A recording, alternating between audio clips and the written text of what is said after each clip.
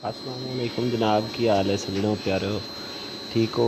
अच्छा, अज मैं अपने भरावां वास्ते एक बहुत बड़ी और अहम किस्म दी ना एक सप्लाई दी वीडियो लैके आया।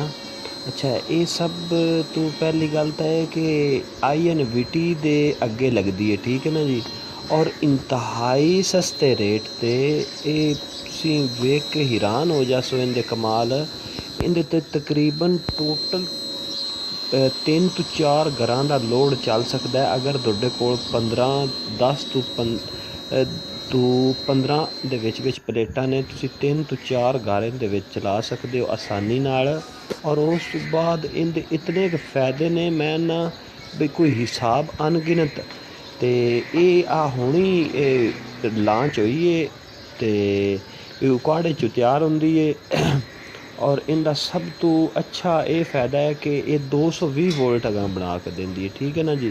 ये 30,000 तो 25 ਤੋਂ 30,000 तो शुरू होंगी। 50,000 ਦੇ ਵਿੱਚ ਤੁਸੀਂ ਜਿਵੇਂ ਦੀ ਮਰਜ਼ੀ ਬਣਾ ਸਕਦੇ ਹੋ। ਕੋਈ ਜ਼ਰੂਰਤ ਨਹੀਂ ਕਿ ਤੁਸੀਂ 2 ਲੱਖ ਦਾ INVT ਘਰ ਵਾਸਤੇ ਲਿਓ 2 ਫੇਸ, ਉਹਦੀ ਜ਼ਰੂਰਤ ਹੀ। डिस्क्रिप्शन में मैं फ़ोन नंबर दे रहा, जिस भाई ने चाहिए वो रबता कर सकता है।